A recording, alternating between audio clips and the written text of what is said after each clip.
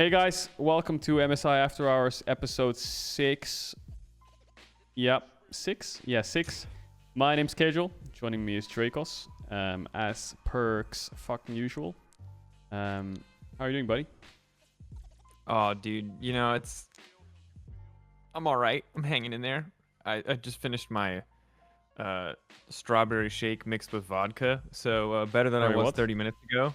But I wanted to drink, right? Uh-huh. But I didn't know what to drink. And we didn't have any... I really like White Russians, but we didn't have cream for a White Russian. And I had ordered a milkshake with my dinner, so I just added vodka to that. And that was pretty bomb. I'm not gonna lie to you. Dude, that sounds fucking nasty. Why does that sound nasty? It's just literally just ice cream and booze. You just added alcohol to a strawberry milkshake. Yeah. Why is that weird? So you're drinking... It's empty now. Wait, the milkshake has milk, right? Yeah. So you're you never had a drinking... White Russian? No. Is that milk and alcohol? It's heavy cream vodka and Kahlua. It's like one of the most it's my favorite cocktail. Really? You never have had? No, I've never tried it. You know what I have had? Russian. You know what I have had? A very famous drink in Korea that Expect and Mickey showed me was Malibu and milk. Okay. Was it Malibu and milk or Bailey's and milk? Something like this. It was it was pretty fucking disgusting, dude. Any alcohol with milk is just a complete one pop to the stomach, isn't it? I think it's fine, bro. Are you lactose intolerant? Like, no, but okay. Like, let's imagine, Drakos. Let's imagine you're drinking Bailey's and milk, or 4 drinks made. 3 or 4 drinks of Bailey's and milk. So I agree. The thing about this, right, is that it's too fucking sweet to drink like more than one, right? It's like a dessert and a drink, and I think the same is true of Bailey's. Same is true of Kahlua and any other like really sweet liqueur. Like you can't drink a lot of that shit, or it is just gonna be nasty because it's just too much fucking sugar. And also like, yeah, like at a certain like you don't want to drink that much fucking milk. Dude, milk. Like who drinks that much milk? As a kid I drank a shitload of milk, and now I look back on that and I'm like, that was fucking nasty. But milk is milk helps you grow. I think that's bullshit. I think Why? that's entirely an advertising campaign thing developed by the people who sell milk. Dude, it has calcium. Yeah, but then like how the fuck did people, grow before they drank? They didn't have access to cows. Or was it just like, was it different milk? Was it goat's milk? Was goat's milk? It was coconut milk. Did you know lots of was it 38 people die a year from a coconut hitting them on the head? No, that's crazy, dude. Wait, how many people die a year from coconuts? Guys, I promise this is an MSI podcast. It's the mid-season intoxication podcast. No, I'm kidding. Yeah, we're figuring today we're discussing how to cope. Are you ready for this? Worldwide, on average, 150 people are killed each year from falling coconuts. Damn, dude. Bruh. There are only bad jokes to make about this, so I'm just not going to make any jokes. That's tragic. That's tragic. Truly a shame. So, did you watch MSI today? There was a series on. No. Mad Lions are playing tomorrow, right? Oh yeah. They're playing tomorrow. Yeah, they're playing tomorrow. Yeah. They're playing tomorw, right? Against RNG.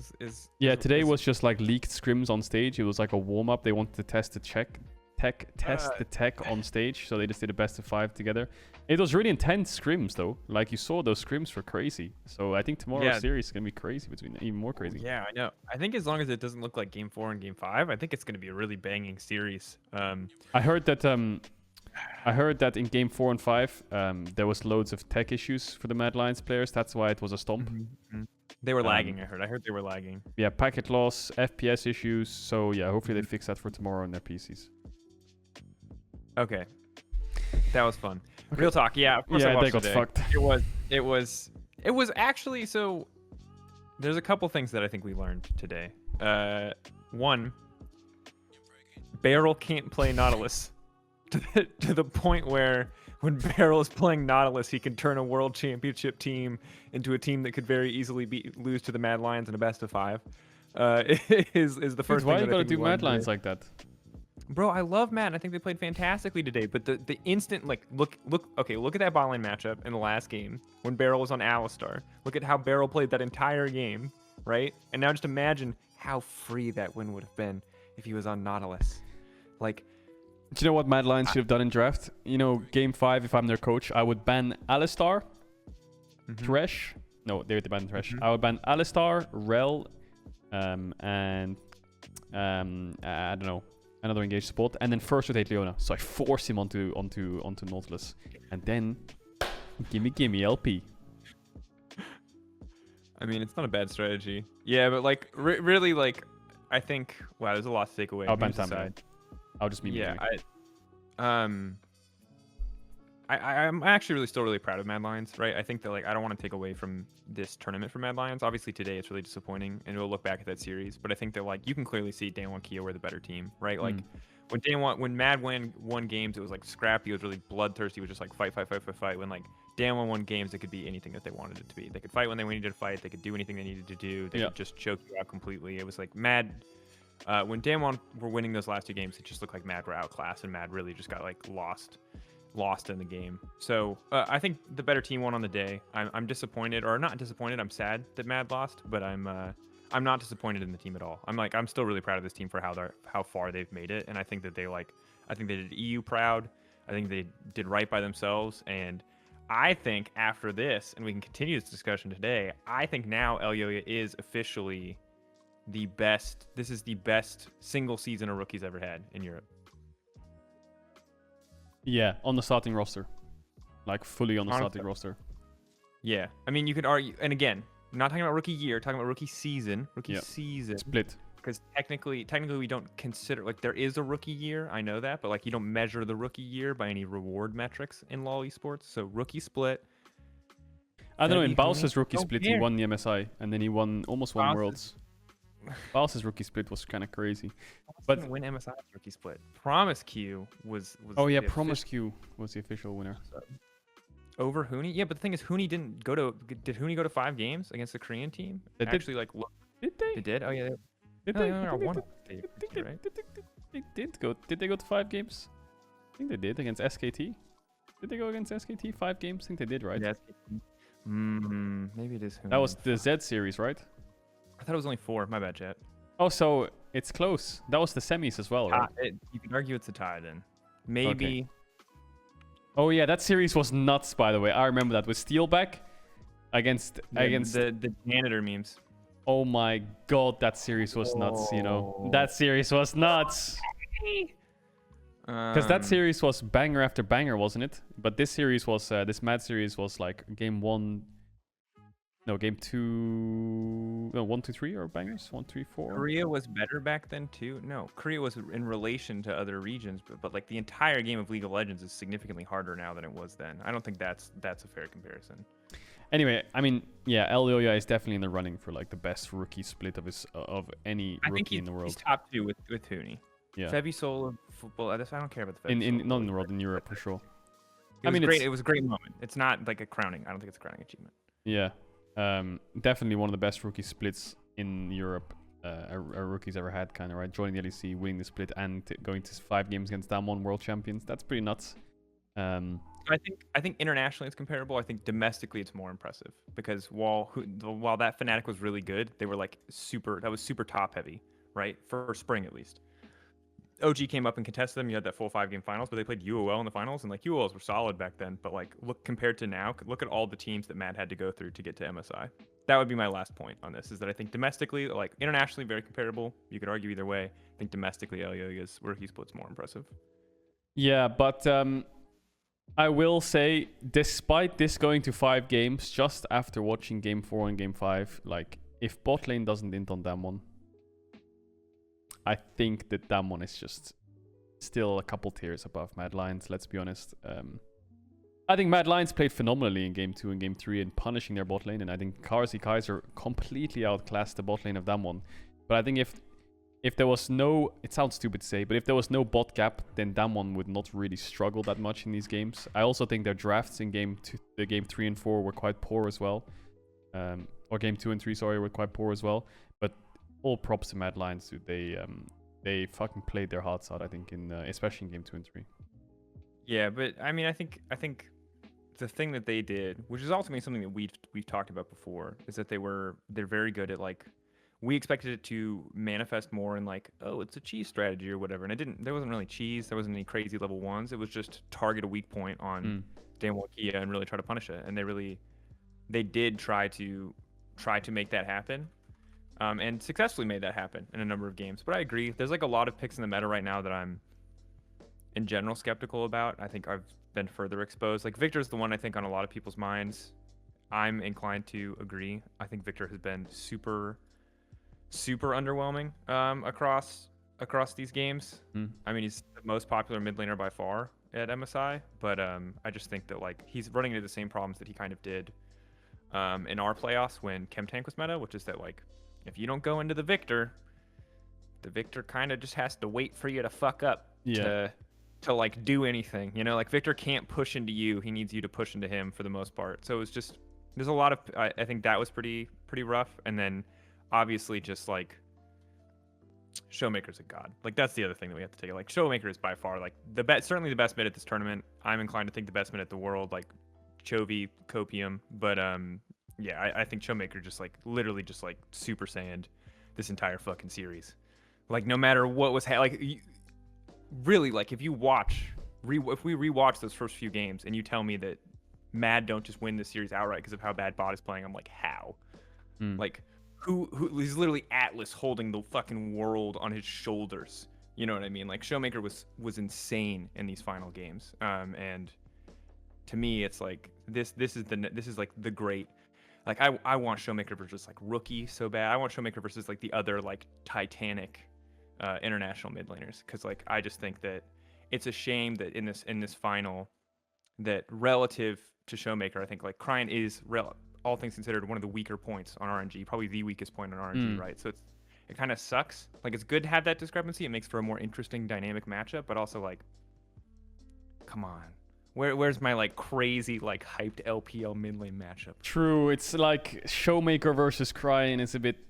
Yeah, Cryan's not looked great this tournament. He got solo killed by Chaz. He hasn't had a great tournament. He's not really carrying games. He's playing TF most of the time to help his team. It's more of a Xiaohu Gala Ming kind of montage going on. Cryan kind of plays control majors and supportive champs to help out his side lanes. That's about it. Whereas Showmaker is like balls to the wall Zoe Silas pushing in and roaming and fucking murdering side lanes. And yeah, I mean, Showmaker's back after the day must hurt a little bit. Canyons as well a little bit.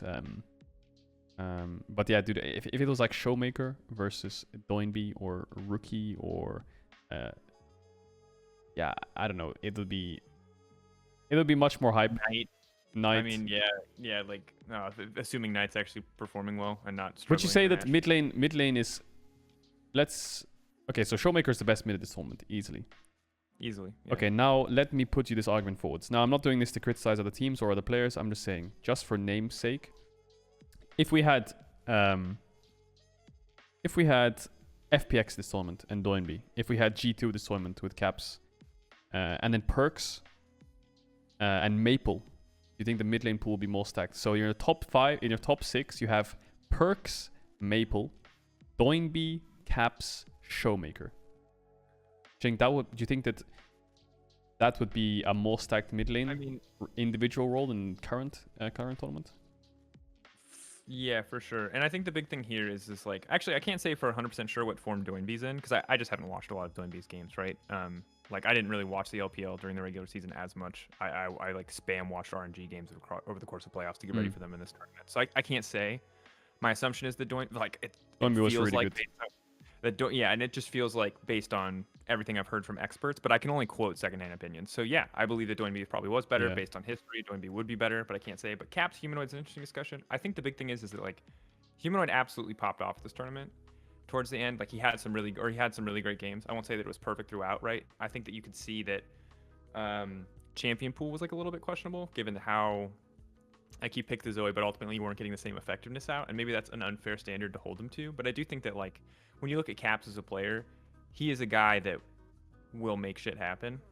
So I think to me, like, or die as trying. Good as has been, or as good as Matt have been, like Caps, I don't think is the kind of guy who would have picked the Victor there. I think he would have like gone for something crazier or been more willing to go out of the box. And maybe that's unfair to Humanoid, but I do still think that like when you look at Europe, Caps is still your number one mid laner, right?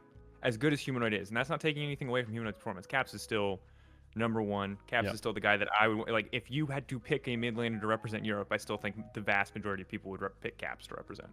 Yeah, I agree. Caps is a bit cracked, man. I'm excited for G2 next split, but tomorrow is the final day of MSI. It's RNG versus Damwon. Now, who do you think is slightly favored in this matchup? Because to me, it's so hard to say. Because RNG have beat Damwon twice in the Rumble stage. Damwon almost lost to Mad. RNG, okay, barring I think it was game 2, they looked a bit shaky against PSG as well, or game 1, sorry. What do you think? What are your thoughts? Actually, really, I agree that it's really difficult. It's really difficult. I mean, I think the biggest variable that we have seen so far is the Damwon bot lane. Like, I don't think that's a crazy take. I think everyone can pretty much agree on that, right? So a lot depends on them. But I think that even if they perform, I still think Gala Ming are better. Yeah, right? I think. Yeah. And I know that Gala, like, I know that there's a lot of people who saw Gala performing domestically and like weren't happy with his domestic performance. So maybe there's like a regression from Gala in this big high pressure stage. I think he's been fantastic this MSI, so I certainly hope not. But I look at it and it's like with the discrepancy that I expect there to be in mid in the favor of Damwon, and the discrepancy in the top lane that I expect to be favor of RNG, because I think I think Khan has been all right. I think he's been solid, but I think he's just been solid. Like I don't think Khan's been fantastic, right? Yep. And I think that Xiao, who on the other hand has been fucking great, right?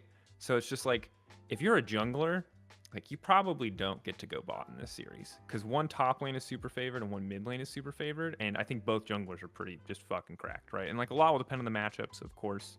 It's not just a like 1v1, 5 1v1s across the rift. Like it's not the best way to do analysis, but I do think that ultimately, if I expect RNG's bot lane to win in a vacuum, which I do, and then I also expect jungler to have to kind of play towards topside, then I just think it's on an RNG favorite series. Now that said, I think Damwon's early mid game should be better, but it's fucking hard, dude. Dude, it's literally Canyon and Showmaker versus the world, isn't it? It's like really it's like a little bit of an anime story arc where they're gonna have to actually just 2v4 it. Or 2v3 it, I think, because I think Krine will be a bit of a weak spot, so 2v4, yeah.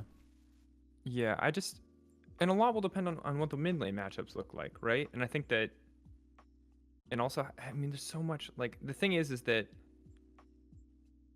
shit, it's actually just so hard to say anything really conclusively. That's what I'll say, is I think that this is going to be a good series, and it's going to be, hopefully, a very, very close series. I think that the biggest thing that we're going to learn in these first few games is what the two biggest questions that I have that will get answered in draft in the first game are, what the fuck is Damwon's bot lane going to play? And what is Barrel going to look like, right? Like, that's the biggest question to me. And then the second question is, what does Cryan do mid lane? Because there's a lot of things that I think that we saw in this series that Damwon can learn from, but also I think need to be considered on the opposite side. Like, because obviously they handshaked on Rumble Udyr every single game. Like, does that change? Into this final game. In this final series, they figured out the Alistar was a good pick for them in the final game. I don't think that they'll get that set up again. You know, it doesn't seem like we'll get a lot more Alistar Tristana kind of lanes, but these are the things that I really want to know in draft. I think that it'd be so much easier after you see draft for game 1 to predict who's going to win the series. But I think it's actually so fucking hard because the individual performances are so varied. It's true, man. It's true. I think if I was going to run down from top to bot, I think top is even, both players being different things, but I would slightly favor Xiaohu. Jungle, Canyon, mid lane, Showmaker, not even a question, and then bot lane is Gala Ming, obviously. So at best, it's a 3. If you're looking individually, I think 3 better players on RNG versus 2 on Damwon. But even then, I think Xiaohu can be debatable, but I just favor Xiaohu in general. But this is not the biggest deal, because if you do the same kind of thing for a team like Mad Lions, let's say, then obviously they're going to be probably just bot lane favored, I would suppose, especially just in raw lane phase. So I think looking at the individuals is it's a hard estimate to look at. But I think I will be predicting RNG 3 1. Yeah. Yeah. I mean, I think 3-2s are kind of shit predictions because it's like, what the hell is a 3-2 prediction? So yeah, because it's like, if one team is better, right? It's like, well, what the fuck? Shouldn't they just win? Right? It's like it's so weird. Just Unless win you think for it. like blue side is over, just win. Or unless you think like one side is overpowered. I always think that it's weird to predict for 5. So I'll say 3-0 RNG. I think it's probably more likely to be 3-1 because I think they'll grief it in one game. But like, yeah, I would say 3-0 RNG. And I think the big thing for me is like, one of the things that has looked really, really good for RNG, and in a similar vein, really good for Danwon, is they just like find a composition, or they get prio right, and then the lanes, they go to an objective, and then essentially they put you in a position where, you have to walk into fog of war to contest them, or you have to walk into an unfavorable fight, and I just think that like. We saw a little bit of that from day one today when they were winning over Mad Lions, a lot of it with big gold leads. But what we saw with an RNG versus PSG, and maybe this is a bad indicator, maybe I'm putting too much into PSG, was that like RNG were like fucking insanely consistent on this. So if we don't see a crazy like, it doesn't need to be a crazy explosive early game from day one. If we don't see them coming into a favored mid game state, I actually like what we've seen from RNG more. Like I think back on that RNG series, and there are so many times where, and maybe this is PSG just not being brave enough, like. You know, it's obviously not an experience I have a lot of plays I have a lot of experience with playing in a high stakes best of 5 in an international semifinal. But like think about how many times in that series RNG were just like, come fight us. Like the Drake is here. Come get your fucking soul, PSG. Come get it. Like we're here, we're ready to fight you. And I think like the insane consistency with which they delivered in that regard, it just gives me so much faith in RNG. Whereas even in a very scrappy series, admittedly. Whereas like Damwon were all over the place today. And yes, the last 2 games were fantastic, but they were really, really all over the place. So like if you're betting, like it just doesn't seem like Damwon are the team that you want to bet on. Because in theory, they're going to be less prepped going into RNG, right? Like that was the whole thing they complained about with the schedule. Like they've made it very clear that they feel like this is going to have some kind of effect on their performance, even though Coma set out and said, hey, we're going to beat RNG, you know, regardless if we meet them in the finals. But yeah, I'm just like, will be happy to be proven wrong if Danwon can show up 100% tomorrow, but I think it's kind of unreasonable to expect like one day to be the big turnaround for Barrel, Barrel and crew, because it wasn't just Barrel. There was a lot of questionable moments. Yeah, I think Burnout is a cool topic, to be honest, because this MSI was, I don't know if this is comparable to other MSIs, but this was a fucking long MSI, no joke. This was really long.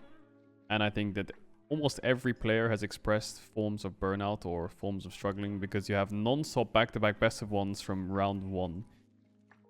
There's so many games to keep track of from the Seed 1 teams from the beginning of the tournament. There's solo queue, there's reviews, there's hardly any downtime whatsoever, and each team's just come off the back of winning their entire split. So this feels like, even Armwood just said, you know, like, I'm going to get Armwood's tweet up right now just so I can read it out.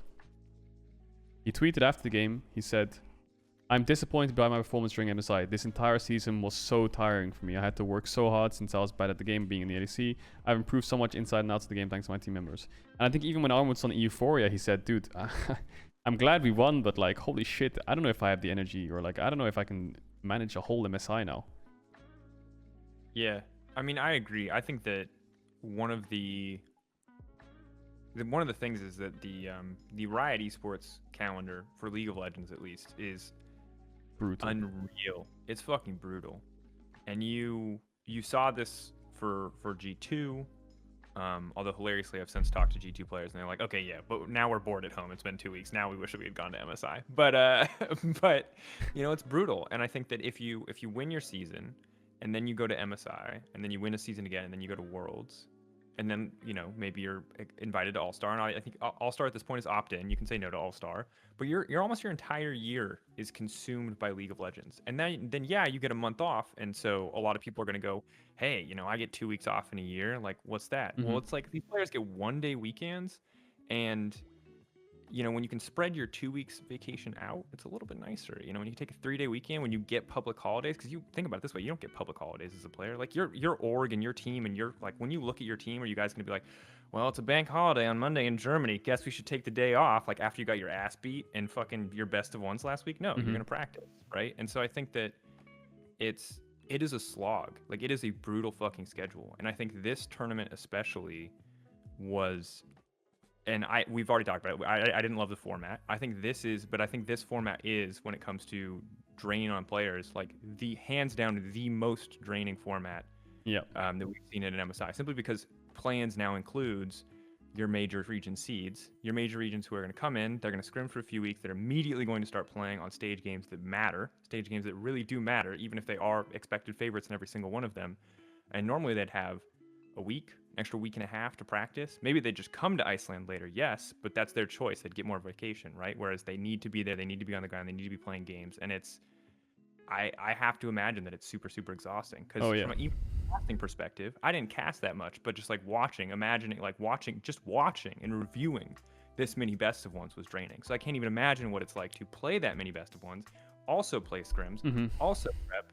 Like you're more equipped to talk about this than I am as a pro player because you've dealt with this. But I think even a regular season feels draining to me by the ninth. Yeah, definitely. And I think what people don't realize is, well, you can say, well, after scrims or on their off days, they can just stop playing and take a break. But then you have to understand, if you're the team that's winning or dominating the league, if you stop playing solo queue, you get complacent. And if you're the team that's losing and not finding success in the league, then you need to get better. So no matter what, you're grinding solo queue anyway in your free time. Yes, they've got, how many weeks have they got now? It's the 22nd of May for Mad Lions. When does LEC start? June the 20th, somewhere around June 15th to 25th, somewhere around there, I think. So they have about 2 or 3 weeks off. I think 1 week of that's going to be pure break, but I think the 2 weeks, they're going to start playing a little bit of solo queue, and then maybe they're going to start playing some scrims again by at least a week or two before.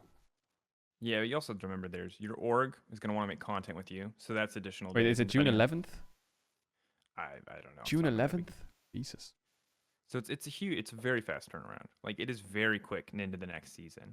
It's a freaking dense calendar. Like it's really rough. And what I'll say is that like, as far as comparisons, because I see some people talking about traditional sports in the chat. Like I only played sports in middle school, high school, so I can't tell you what that's like. But what I can tell you is from talking to pros, it's very clear to me that like practice is super limited in League of Legends. So in sports, right, you might like go to the gym for a few hours. You might like if you're in football, American football, and you're a linebacker, you're gonna like lift weights for hours, you're gonna run scrims, you're gonna like do other exercises, right? There's like a hugely varied practice schedule that you can go through, and at a certain point, your practice just gets bad and you step away. Yeah. In League of Legends, you play fucking League of Legends. You don't practice your tower dives, you play fucking League of Legends, because there's no way to pause the game and set up a tower dive and just run tower dives over and over again. You go into your scrim and you play fucking League of Legends, and whatever other goals you have, it's set at the end of the day, you're playing 14 hours of League of Legends a day. It's not you're playing, oh, here we're going to hop into the practice tool and do 1v1s for a little bit. It's not, oh, blah, blah, blah, blah. It's like you just play League of Legends. And that's one of the limitations of the game, right? Is that like the tools with which pro players can practice and the systems with how pro players can practice are super, super limited. It is scrims. It is solo queue. I've heard of some teams do laning 1v1s, but past that, it is very hard. The game is pretty much working against you if it comes to like, if you wanted to practice level 3 tower dives, you have to leave the game, you have to set up a level 3 tower dive, you have to do that over and over again, and rather than that being like an instant thing that you can do in practice tools, that's like a 30-minute setup every time. 30 is going to be a little high, but like it's hard. Like practicing League of Legends is difficult, and it is most certainly super, super, super grindy. Yeah, and I think as much as it's like the last kind of point on this is a lot of people will say, oh, you play video games for a living. That's a dream job. Now, I have to agree with you. Getting paid to play video games is great. Don't get me wrong. This is one of the best jobs in the world. But people don't really understand the time it consumes from your life. Especially if you're a teenager in your early 20s. If you're just consistently playing League and winning, the whole year for you looks and revolves around League of Legends. So by the time you turn 25, 26, 27, you look back and you're like, holy shit. My early 20s and like late teenage years when I'm supposed to have a lot of fun, let loose, go to uni, get all these life experiences.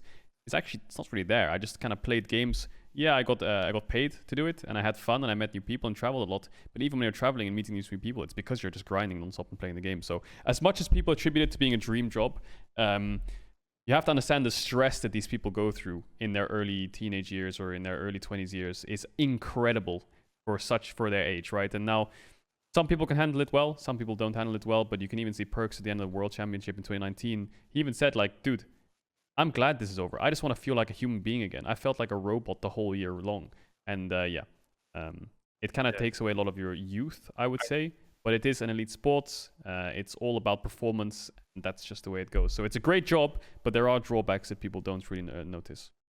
Yeah, don't get me wrong. It's like, and I can't speak to pro players, but my understanding is like the money's generally good. Generally, your org pays for your housing. Like it's still a very good job. That does not make it any easier. You know what I mean? Like at the end of the day, I guarantee you, chat, for most of you, and there's going to be some odd people that are the exception, because I have met pro players who literally don't give a fuck, love League of Legends to the core, and will just play 16 hours a day and do not care for years on end. Like, and shout out to those people. I'm not one of those people, but like, if you play League of Legends right now, most likely for a grind, for fun, for some personal goal. But when you go pro, it is everything. It is your life, your work and play. Everything becomes one. Yeah. And if you've ever had a hobby that's become your job, you'll know this feeling. There's a very big difference when you do something for yourself versus when you have to do it. At the end of the day, when you don't want to play League of Legends, you fuck off. You go watch anime. You do something. You hang out with your friends. You don't get to do that as a pro. That's not an option. This is it. This is what you do all the time. You go from 0 to 100 really fast. And luckily, like the system for bringing up pro players is much better now, so people are more used to this. But if you imagine going from solo queue to ERL, you're playing 10 hours of solo queue a day for fun. Maybe you're in school a little bit. This is your life. To instantly, it's only League of Legends. You do literally nothing else. Oh, for the first 3 months, that's fucking great. Maybe if you're winning, it's really good. What if you're not winning? What if it's like mediocre? You still have to grind. You still have to put 12 hours in a day, 16 hours in a day. It's difficult. And yes, it's still a super privileged life, but like it is fucking hard. And it's all about enjoying it, right? If you enjoy the game, things feel easy. But if you play the game for so long, the game starts to become boring. Maybe you find new drives into it, but if you play, like, for example, let's just look at Armut and Elyoya. They seem really burnt out. I think that Damwon seems really burnt out. I don't know how RNG feel. There's a lot of mental stuff going on, mental stress. And that's just the life of pro players in general. So that was a cool talk, I think, about burnout and people's perception of like, oh, it's a dream job, right? But and I understand there's other jobs which are just as stressful and stuff, but this is a very mental thing, which I think a lot of players struggle with or have a lot of stress around. And I think the good thing about this is that people know about this behind the scenes a lot. And lots of teams now have sports psychologists. They have a lot of like, not therapy sessions, but they have people to talk to, people to fall back on, having breaks. They have performance coaches. They have chefs to help them get good food so they don't just sit there eating fucking takeaways all day. Because that's also a big thing, right? The health of a pro player actually falls down a lot in the olden days, like 4 or 5 years ago when they didn't have chefs. Like, they're grinding all this time and they don't have time to eat or cook food, so they just order 2 times a day, fucking pizza, burger, flip it, and then your health gets really bad on top of your mental health, right? So a lot of good support staff around it now. That's cool. Yeah, I think one of the strength, obviously, like it's a balancing act, right? But when you compare traditional sports, the good news is that like exercise is good for you. So while you can certainly destroy your body with traditional sports, if you're like responsible in your training, right? Like your physical health is usually fine. Whereas if like in League of Legends, if you're not taking extra steps to take care of your physical health and like your dietary health, you're giga fucked. Like the sheer amount of players, like even still with chefs in the house, on when players have days off and they don't have like a chef or someone to cook for them, I guarantee they're ordering pizza, they're ordering dinner, and that's like fine. You should on your off days feel free to treat yourself, but like that was esports. I mean, that was me when I entered esports and I lived in Germany. I didn't know how to cook. I just ordered fucking pizza. Every Subway. Yeah, it was Subway, Burger King back to back special every day. It's also just. Yeah, I think it's difficult. I think my food just arrived, ironically. Get that sponsor shout out. I think that the difficulty of this life and anything that's like hyper focused, like sports or esports or whatever, is that ultimately you more often than not you walk away with very few transferable skills. Like, what do you do when you're done being a pro player? True. And you can work in esports, right? And it's probably different. Like if you're a pro footballer, maybe you can just live off sponsorships, you can go coach a team or whatever. But even then, if you want to leave, let's say football, where do you go? What do you do? You know what I mean? Is it like, do you try to sell that because you were coached on a team, you can like run a team as a management skill? Like I probably believe that, but like more often than not, it's soft skills. It's not like you learned anything about engineering. Yeah. It's not like you learned anything. Like it's, so the deal with this job is essentially like, yes, it's fucking dope. Being an athlete, a professional athlete at the peak of anything, esports or otherwise, is cool. It comes with a lot of really big benefits, but it also comes with it's a huge opportunity cost. It comes with a lot of innate risks, whether it's like physically destroying your body in the case of a lot of, especially American football, or like destroying your mental in the case of grinding league 16 hours a day. You know what I mean? It's there's a risk certainly, or there's a cost certainly associated with a job like that. Yeah, because you don't get any like qualifications to set you up for the future. So when pro players turn like 27, 28, 29, 30, they slowly start to retire. The only real options they have is, if the game is still be alive, is coaching, or maybe something to do with casting, or something on the broadcast side that to do with the game, right? It's all about the game. Whereas if they can maybe branch themselves into a caster, into like a business side, then maybe they can get qualifications and experience to actually merit the fact that they've been a pro player for so long. But other players, I know a lot of pro players who took like a year off to relax. I think Betsy is a good example. I think he took a year off to just travel. And then some pro players go back to university, even though they're kind of 25, 26. They have to restart their qualifications. So yeah, there's not much to take from esports as a player, especially once you're finishing your career, other than your brand. It's all about your brand, and I think that's what pro players need to realize. It's like, okay, my name's Caedrel. That's all my job is. Like, if I leave my team, or I get benched, or I join a team, or league dies, the only thing I have is the name Caedrel and my brand. So I think that's why it's important for these people to push their brand, get out on socials, do content more, and just be more in the spotlight to try and push their brand, which I think is really important. Yeah, I think one last thing is I hear people bringing up that you go to a lot of, especially in America, you go to college, but you don't get paid in college football. You're not allowed to get paid, right? Which is its own fucking brand of bullshit. So you can walk out on the field and get a fucking concussion and never play another game in your life, but you wouldn't have made any money. So that's why that's the other thing, right?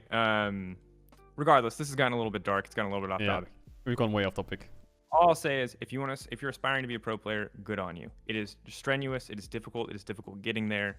Good on you. Know that it will be a hard road, but yeah, it is what it is. Every job comes with its difficulties. Should we do some questions from the chat? Yeah, we can do some chat questions. Okay, ask away. Imagine having Cathedral Lemons as your brand. Yeah, it's fucking over for me. The only thing I got going for me is my bird mask in this hot tub next to me, which is going to be a stream soon, and that's about it. Also, the Leeson challenge is also popping. How are you guys doing? I'm doing good. I have a bit of a headache, and I'm on the show tomorrow as well, so I'm going to get some sleep soon, TM, after I've eaten my food. And then we've got the Euphoria on Monday? Euphoria Monday. I got pushed, but I'm back in quarantine. Oh, God. Which is the most recent thing, but I'm out eventually. So still fine, chat. Still have never had a positive COVID test. Still chilling, but now in quarantine again. So that's exciting. Yeah. Hope you get through it.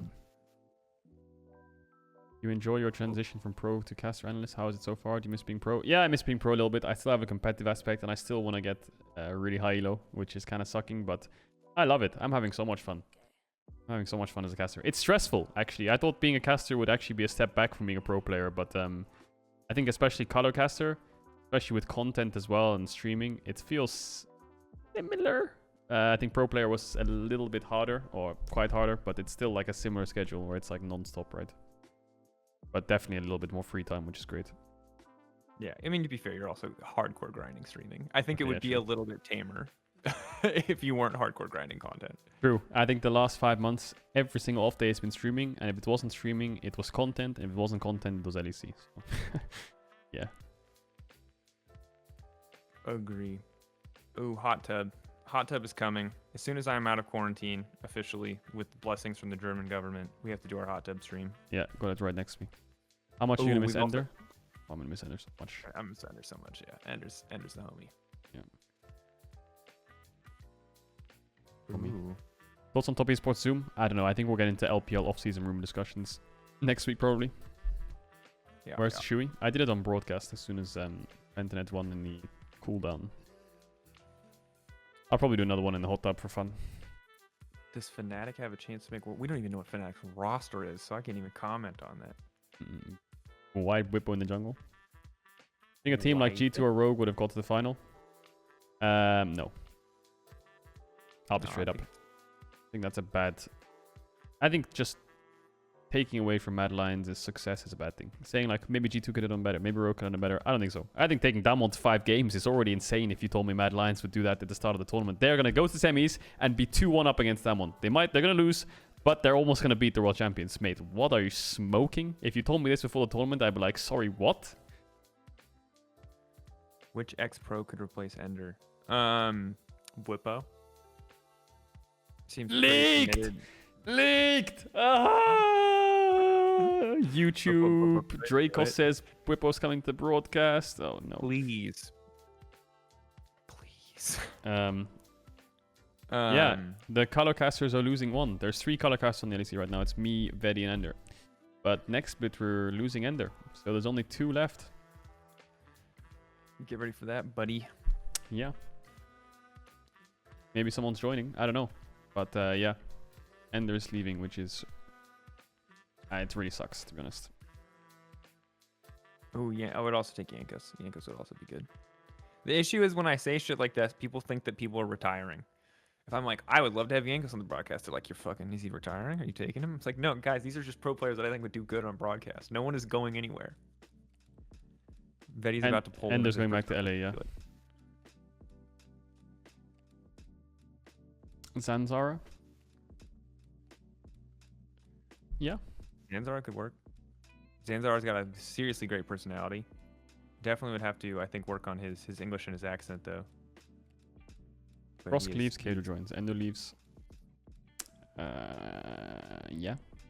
One joins. No.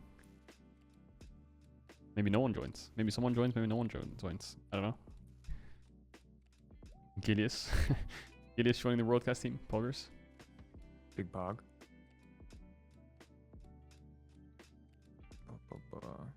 I don't know, man. Next season's going to be a mess, Chad. That's all I'm going to say. It's going to be interesting. We're going to see how we handle 2 color casters. We'll make it through, I'm sure. Yeah. You might get more of your boy Drakos on the desk. Me and Caedrel can do some telestrators there. Ooh, spicy. What about Foxshop? Yeah, Foxshop's a bit hard stuck in the UK because of Corona. So that's pretty rough. I think that's really sucked the start of the year. Yeah, will next season be held on stage? I have no idea. I don't think so, is what I'll say. I don't know, but the big thing to consider is that until like COVID is officially over or until everyone is vaccinated and then the government also says, hey, if everybody's vaccinated, your restrictions can be different, is that in playoffs, there were 10 players total in the studio per day. In regular season, in order to get every single team in, not including staff, it's 50. So it's just a crazy amount of people. Mm-hmm. So I don't know what the decision is. I don't know what the government's upcoming decisions are going to look like for COVID. I know that right now we can like go to bars and shit, and it's like the current restrictions in Germany are getting relaxed.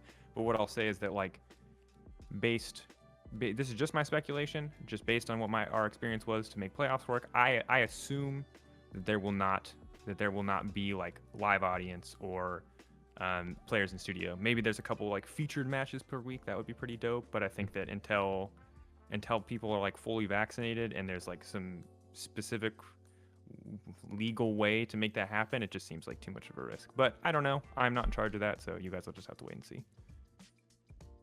I miss the sound of a live crowd. Yeah, funny enough, ever since I've been a caster, I've never been in front of a live crowd as a caster, which actually sounds really exciting to me because I think that would push me even further. I've never been on the analyst desk in front of a crowd.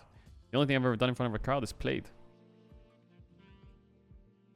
Dude, you're actually in for such a treat. It's so much easier. Casting in front of a crowd is so much easier. Like I am it's easier? 5 times better caster in front of a crowd. Okay. Yeah. Bro, the thing is like the thing that you think, right, is you're probably maybe you're sweating a little bit because you've never cast in front of a crowd before. But like really, generally the crowd's on your side. Like I've never had anyone boo me. Like God bless Twitch chat. Maybe someone will come to the studio and change that. I'm actually really excited. But then when people are popping off, it's like the roar of the crowd is behind you. And so just imagine this like tidal wave of energy like pushing you forward. It's such a fucking good feeling, dude. How did you deal with Burnout, Caedrel? I mean, obviously I didn't play in playoffs, so my seasons weren't as long as other people's. I think playoffs makes your season go for an extra 2 weeks in a split. If you get to the next round, it's 3 weeks, I guess. But still, I did what I did was I took breaks, and me taking breaks made me get worse, but I felt like I didn't have the mental strength to just non-stop grind it. So yeah, the breaks made me get slowly worse, I think, and I just tried to eat as healthy as possible. That was my takeaways. The problem for me was, this was my biggest problem for my career. Before I went pro, I actually had a full-time job. I lived with my ex-girlfriend in a flat, and I had like friends in the area. So I had like a standard life, you could say, right? So when I actually went pro and I was stuck in a gaming house, just non-stop grinding, the first few years were fine. But then I was like, dude, I wish I could just like go out and have a week off, go out to a bar for a weekend, do this, do that. So having the taste for it actually hurt me a little bit, I think, because that's what I kind of craved in a way. I don't know. It sounds weird, but it's true. Shout out to Weak Side Warden, weird flex, but okay. okay, dude. I don't know. It sounds weird when you get the taste for something and you do something non-stop. I don't know. I just felt like I wanted a break, kind of. I don't know. Or like live alone, for example. You know. Yeah, I think it's like anytime you experience something new, you always know that it's there, right? Like ultimately, like good or bad, right? So it either colors your perspective in the sense that you're always glad you don't have to go back to that, or you're like, well, shit, I missed that. And the grass is certainly always greener on the other side. Yeah. Did you enjoy the game throughout your whole career? No, I fucking hated the game for like one split, I think.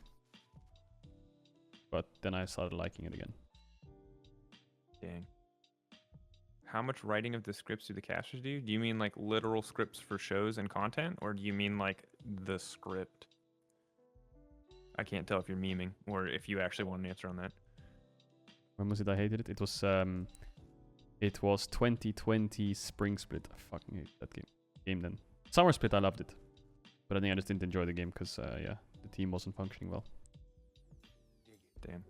Frosted Bacon, the actual scripts, it depends on the content piece, but me and Caedrel pretty much tag team the structure for Euphoria every week. I know Vedi writes picks to watch. Sometimes he has someone help him with like some of the stuff, but I think he does like 95% of it.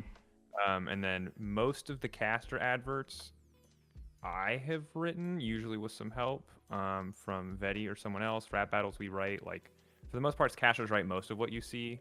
Sometimes concepts come from other things. Like sometimes some of the sponsors are like, this is what we want our ad to be, and we have to write a script within that restriction. But like casters are very, very, very much involved. Like for example, Ender always writes LEC update. I've helped on those a few times, but that's again in like a 90%, 95% Ender product. So yeah, naturally, it's very, very talent driven. Can color cast become player play? Yeah, if they scream really loud, but they won't do a very good job probably because their job is just to be knowledgeable rather than scream very loud and look good like Drakos does. I used to be a color caster. Oh, really? Yeah, in like 2015. I had to swap because I was casting with Frost at the time, and she was also a color caster, so one of us had to swap, so I did it. Oh, you fucking popped off then. Good swap.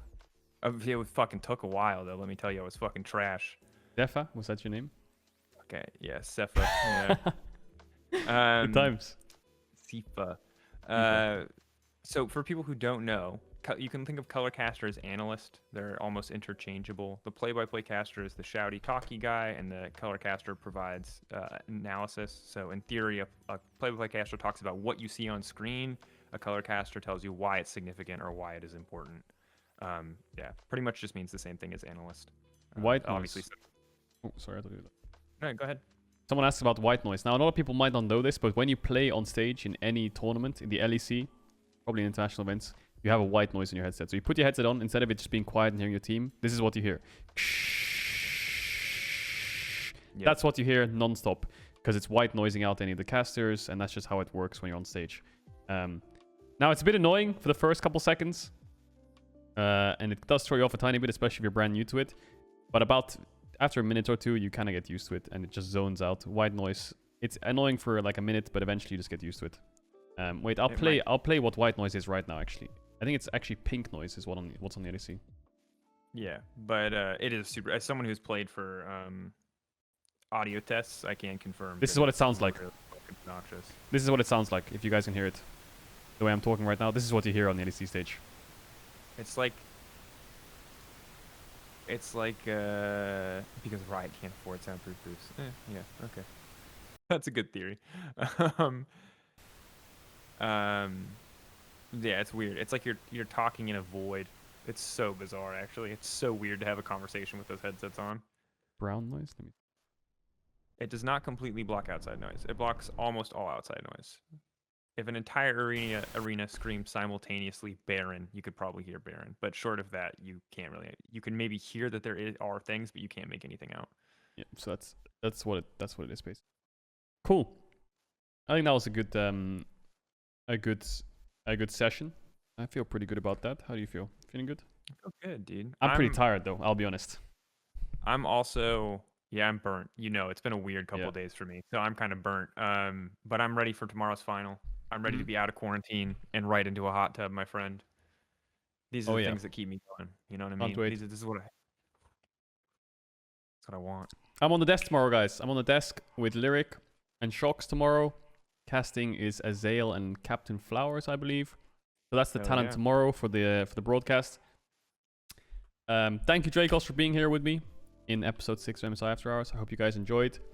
Make sure to like and subscribe as per usual, and we'll see you guys next one, which is probably tomorrow.